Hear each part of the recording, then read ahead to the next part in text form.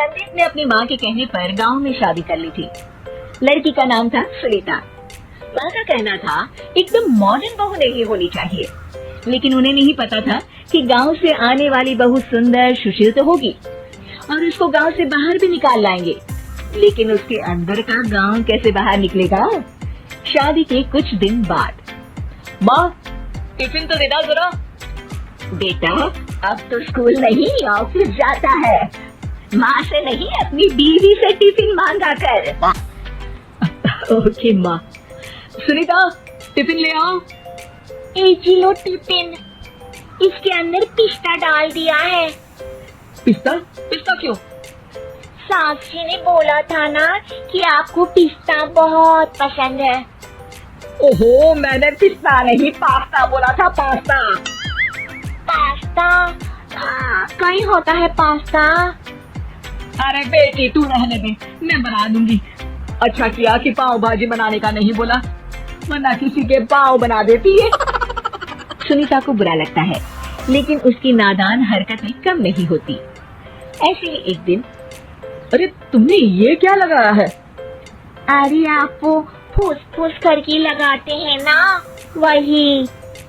यो? कहाँ दियो? किसको दियो? अरे वही ना जिससे खुशबू आती है। हाँ हाँ सही पकड़े हैं। अच्छा लेकर तो आना। कौन सा डिओ लगाया तुमने? अभी लेकर आते हैं जी। संदीप की बात मानकर सुनीता अंदर से खुशबू वाला फुसफुस लेकर आती है। OMG! OMG मतलब ओ माय गणेश ना। अरे OMG छोड़ो, और ये खुशबू वाला फुसफुस की बात कर रही थी तुम? हाँ इसी की, फिर से सही पकड़े हैं। अरे देवी, लेकिन आप सही नहीं पकड़े हैं, ये डिओ नहीं है। डिओ नहीं है तो क्या लियो है? अरे ये रूम फ्रेशनर है, जिसको कमरे में छिड़कते हैं, खुद पर नहीं। कोई बात नहीं, माँ कहती थी आत्मा किराएदार है, शरीर एक किराए का कर्म। हम शरीर पे ये डालिए तो क्या फर्क पड़ जाएगा। अरे बहू, ओ बहू, मेरे लिए फल तो लिया, फिर मैं बाजार जाऊंगी। सुनीता अपनी सास के लिए फल लेकर आती है। अरे बेटा, पपीता, तरबूज और सेब फल ऐसे कैसे खा लूं? काट कर तो लिया। माँ जी, मेरे गांव में तो खेत से उठा के सीधा खा लेते हैं। अरे ये तेरा गांव नहीं है ना। अरे संदीप, तू ही कुछ समझा देना इसको बेटा।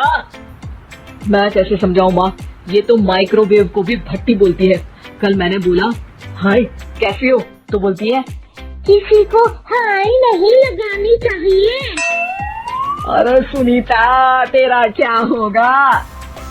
अभी तो कैसे बताऊं माँ जी, अभी हम कुछ करेंगे फिर पता चलेगा क्या होगा, लड़का या लड़की। हे भगवान, कहाँ से आ गई है? रामपुर से जी, आप ही तो लेकर आए थे मुझे। अरे मुझे माफ कर दो। पहले कोई गलती तो करिए जी, आपकी तो सारी गलती माफ कर देंगे हम। हाँ अरे बहू, मेरी बात सुन। फल यानी कि फ्रूट जब भी लाए ना तो काट कर लाना, ठीक है?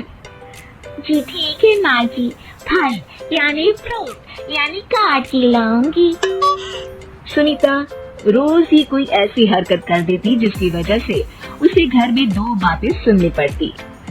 एक दिन, माँ मेरे बॉस घर पर आने वाले हैं शाम को, उनका बर्थडे है, फैमिली साथ नहीं रहती उनके, तो यही पार्टी कर लेंगे। उनको अच्छा लगा तो शायद मेरा प्रमोशन भी हो जाएगा।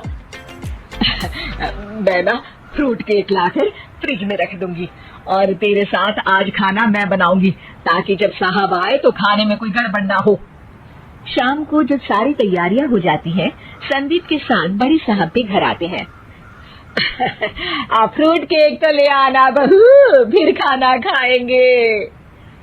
और इस सब की क्या जरूरत थी, आपने बुलाया वही काफी है। सर आपका परिवार शहर में नहीं है तो हम ही आपके परिवार जैसे हैं सर।